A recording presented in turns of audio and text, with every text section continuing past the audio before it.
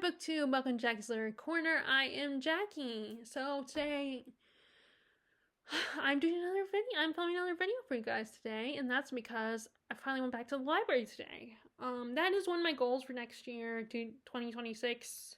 One of my general goals is just to go to the library more. Go back to the library. You guys know that I have mixed feelings about the library because on the one hand, I want to support the library. I love the library. I appreciate its existence. I want to support it, especially with banned books and with the whole banned book fear everyone going on. And some libraries in other parts of the United States are not getting funded anymore. At least I think that's what I've heard. And so I do want to support the library. The only hesitancy is because when I go to the library, I end up getting like 2 or 3 books, and I want to prioritize those books because I'm like, I have to return those books at some point. So I'm like, let me get at least one of those read, so I will only have to renew 1 or 2 books. And then I don't have to keep renewing those books because it's taking me way too long to read, but then I'm feeling guilty because I have all my books that I've spent money on. And just because I go to the library only does not mean I'm going to stop buying, unless I don't buy, that's not going to stop me from buying books. Even and I also, even if I don't go to the bookstore physically, I can buy the books online, so. But I was still, but I'm again feeling bad. I felt like, let me go to the library. And I just gotta find a balance between prioritizing my library books, but also, getting the books I've spent money on read without feeling like self-conscious or anything, feeling guilty about it. So the plan originally was to just get 1 book, but then I saw 3 of them and that I've heard about. So, I don't get a lot of recommendations from Goodreads. I just, like everybody else, I just use it to track my reading. And then I will, when I go to the bookstore, the Outpost bookshop, I try to stick to 3 books. Lately, the last 2 visits, it's been 4 books, but they're still cheaper than going to Books A Million or even going to the independent the bookshop in, the next town over. And I will look at Goodreads reviews on there and read through them if I'm trying to sort out the books because, it's been I found a lot of books that I'm into, that I'm interested in. But mostly, other than that, I don't rely on Goodreads for recommendations, and plus the recommendations where Goodreads will recommend you books are like, because you love this book, you should get this one. We think you'll like this one. And then I'm looking at them and they have nothing to do with each other. Or they might only have like one thing in common, and it doesn't make any sense to me, these recommendations they give you, because it's just some of them, they have nothing to do with each other. It's very weird. Or like it's only because maybe they're the same genre or something, and it's, and I just like deciding my own if I'm going to read a book. But I will consider recommendations from booktubers because it's a person actually, it's not just someone putting it, it's like, it's not an automated recommendation thing. I mean, not that Goodreads, I don't know if Goodreads is automated, but it's actually a person explaining why they're recommending a book on, when it comes to BookTube. And then the same thing and then the other place I'm getting recommendations lately, especially lately, is I've been listening to a lot of these book podcasts. And all 3 of these books are podcast recommendations. One of them I think is from the Reading Glasses podcast. And then the other 2 I think are from Currently Reading podcast. I don't think they're from the other 2 I listen to, which is the Well Read podcast and then the Literally Reading podcast, which that's one that I like it, but I might, let that one go because I've been listening to the other ones a lot more because that the podcast will, the buttons I download take up space and I did get them. You guys know, I mentioned this before, that I have gotten a message that I have no more space. And in fact, I just deleted some albums on my music that was decided, okay, I'm gonna let these go. I mean, I can always re-download them if I change my mind. And one of them is a very popular musical, and one of them was the Hamilton musical. I actually decided to take that one off my library. Because, I mean, I love it, I enjoy it, but I am so badly want to get the new Taylor Swift one, and I don't know if I can because of that. So I'm just trying to clear things out a little bit. And that includes a podcast. And I also have like 3 history podcasts that I'm listening to as well. So, and podcasts take up space. So, depending on how long the episodes are. Anyway, so like I said, these are all podcast recommendations. So first is one that is not my normal reading. It's kind of a thriller story, but I thought I would check it out. The way the podcaster talked about this book, it actually kind of got me excited and intrigued. Sometimes for me, like, I know I say I don't like people telling me you should read this, but it's more like, but with, when it's a booktube video or a podcaster, they're not actually talking to me directly, so it almost feels like it's like I don't have to listen to their recommendation. Like, I feel like if it's someone directly, like, literally talking to me, like, in person, then, or texting me or messaging me or and saying, oh, you should read this book, then I feel a little more like, oh, I feel guilty if I tell them, well, it's not really my thing, I don't know about it, and having to explain them why I'm hesitant, and just feel like they're trying to get me to read it. While if it's like a podcast or a booktube video, they're talking to not just me, but everyone who's subscribed to them, who watches them or listens to them, and so I'm more willing to take those kinds of recommendations where it's just someone recommending to a bunch of people in their episode rather than just me.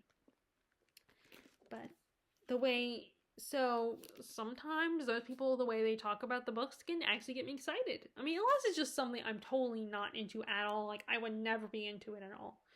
But like even romance, sometimes romance book, I don't read a lot of romance. But sometimes the way people talk about, like, Emily Henry, for instance, it gets me kind of intrigued and kind of curious. And I did buy my mom an Emily Henry book, because I think she'd be more prone to get into a romance novel than I would. But she's not really a reader, so it's, she's more prone to watch a movie adaptation rather than actually read the book. I mean, sometimes she does read books, but my dad is a little bit more prone to read than my mom, especially lately. And with my dad, I think it depends on he has things he's into. Like, he won't just read anything. But anyway. So, yeah, I might just take the Emily Henry book I bought her and read it myself if ever. I might see it then, or I might download the books on Kindle. But anyway, so the way she talked about this one really got me interested. It's S.A. Cosby's King of Ashes, so it's a new release. So you could buy it at the bookstore, or like me, get it from the library. And it's not as big as I thought it would be. It is about, let's see. Yeah, it's 333 pages. I'll have to look at how much the other ones are. I mean, one of them is this other one, the one I had. One of these is chunkier than the other two. Dang it, the pages got folded over. Okay, so I have not heard enough of what this is about to really remember what it is about, so I'm just going to read the description on the front inside flap. Okay, so Roman Carruthers left the smoke and fire of his family's crematory business behind in his hometown of Jefferson Run, Virginia. He's enjoying a life of shallow excess as a financial advisor in Atlanta until he gets a call from his sister, Neva, telling him their father is in a coma after a hit-and-run accident. When Roman goes home, he learns the accident may not be what it seems. His brother Dante is deeply in debt to dangerous, ruthless criminals and Roman is willing to do anything to protect his family.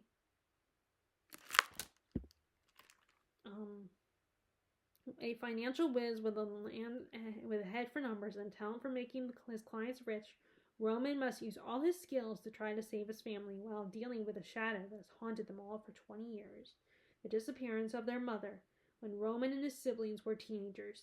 It's a mystery that Neva, who has sacrificed so much of her life to hold her family together, is determined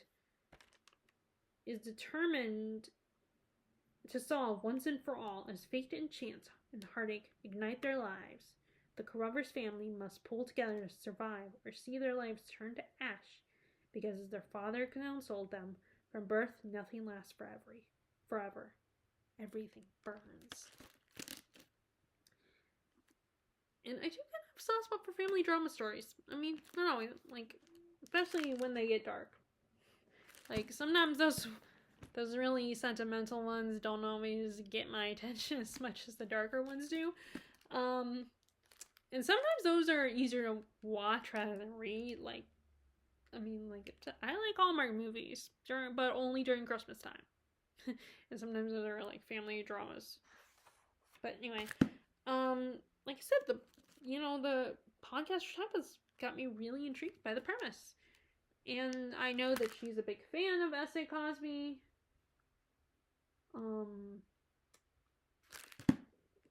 Now, I did hear that the main character is very unlikable. Roman is not a great guy. Unfortunately, I also heard that. So, I recently purchased Black Leopard Red Wolf. That is one that I've gone back and forth on many times. And I even borrowed it from the library at one point, but that's a chunky one.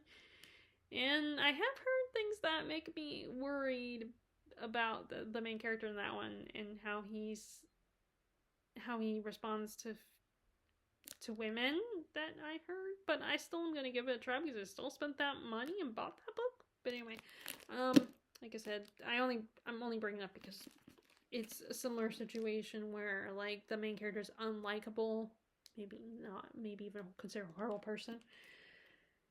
And this is the same thing where the main character is not a likable person. But I don't mind unlikable characters, although unlikable characters that are not good with women, that treat women are just hate women is not great either. But then I'm just going by what I've heard other people say. So I don't know how bad it is in that book. But that's a book I'm going to read at some point too. Anyway. But this King of Ashes by S.A. Cosby. And then we have, this is the one that I heard about from Reading Glasses, that I think it was Reading Glasses. They interviewed the author of this one. So this is The Taker by Alma Katsu, and this is from what I remember is that this is one love across time and space kind of story.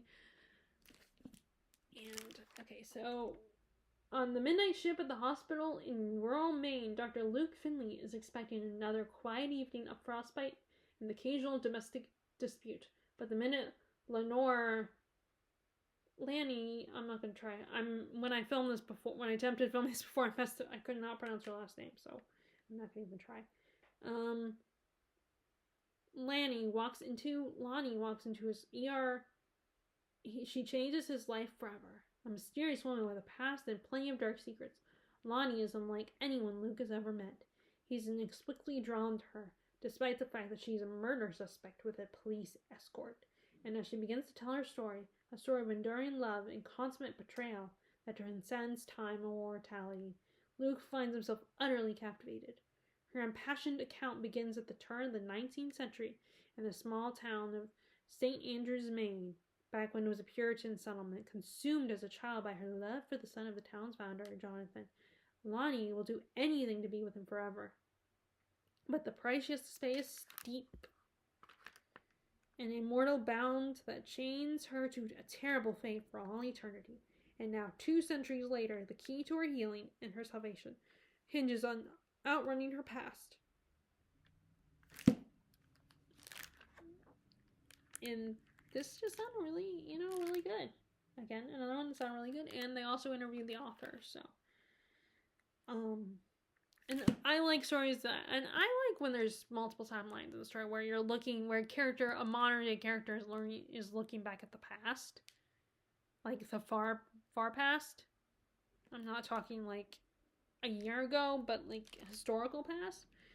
I always find that really captivating because, and that's partly to do with the fact that I've always had a secret interest in, always would love the idea of working at a museum, working as an archivist,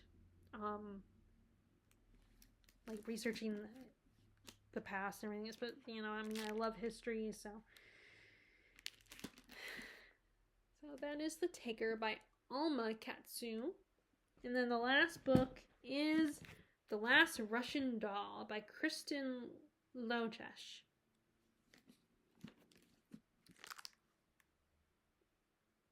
In a faraway kingdom, in a long ago land, a young girl lived happily in Moscow with her family, a sister, a father, and an eccentric mother who liked to tell fairy tales and collect porcelain dolls. One summer night, everything changed, and all that remained of that family were the girl and her mother. Now, a decade later, and studying at the University of Oxford, Rosie has an English name, a loving fiancé, and a promising future. But all she wants is to understand and bury the past. After her mother dies, Rosie returns to Russia, armed with little more than her mother's strange folklore and a single key. What she uncovers is a devastating family history that spans the 1917 revolution, the siege of Leningrad, Stalin's purges, and beyond. At the heart of this saga stands a young noblewoman, Tanya, as pretty as a porcelain doll, whose actions and love for an idealistic man will set off a sweeping story that reverberates across the century. Okay.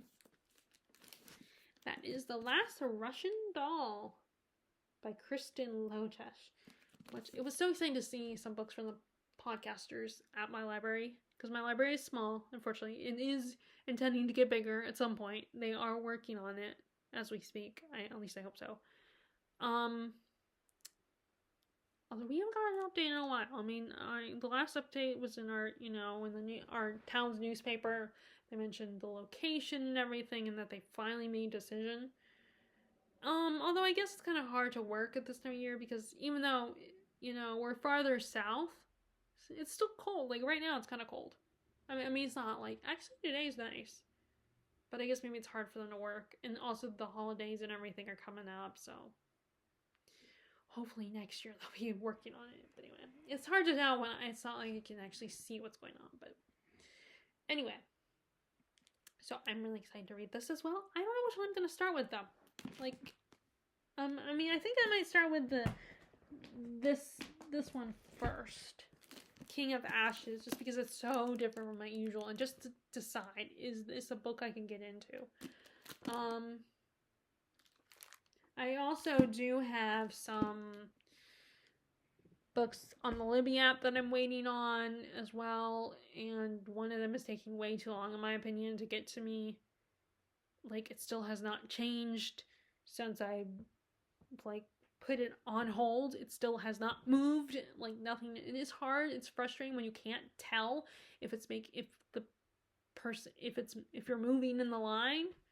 It's just like when you're in line a theme park, and it's taking it seems like to be taking forever to go through the queue, and it's just really frustrating because you can't see the progress if anything's happening. Like, you can't tell. So it's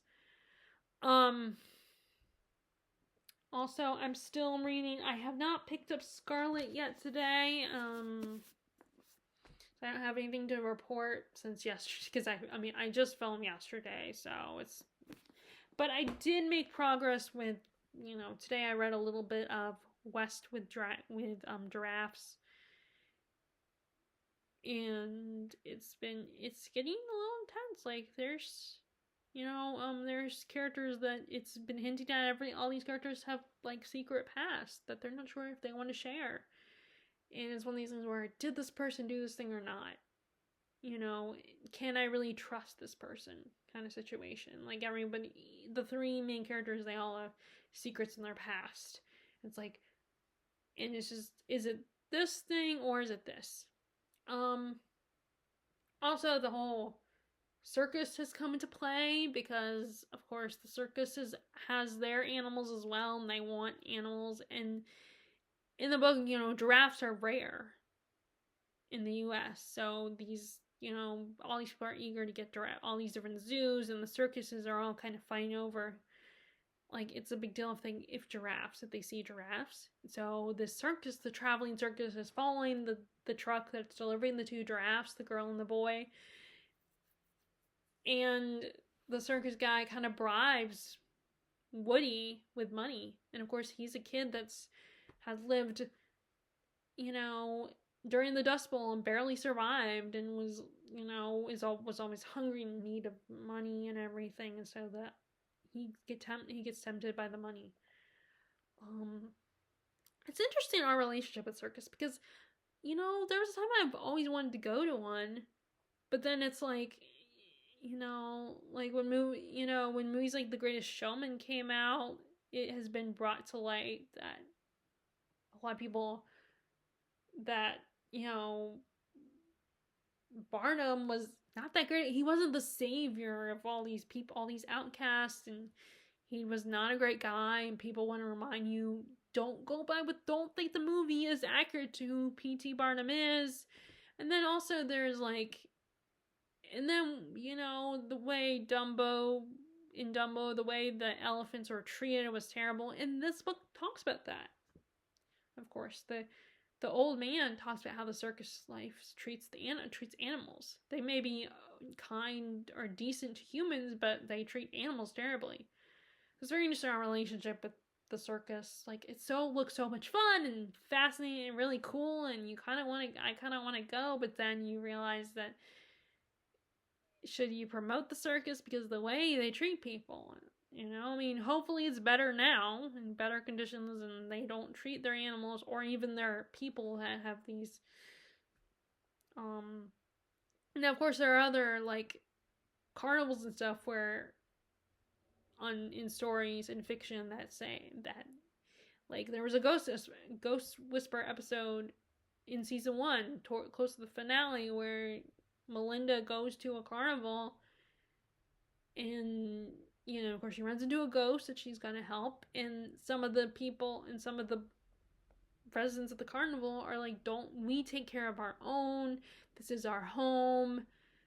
They feel protective of their carnival. So it's very interesting how we treat carnivals and circuses. Then you have books like The Night Circus, which makes it look like it's fun, and although that's kind of more of a carnival than a circus.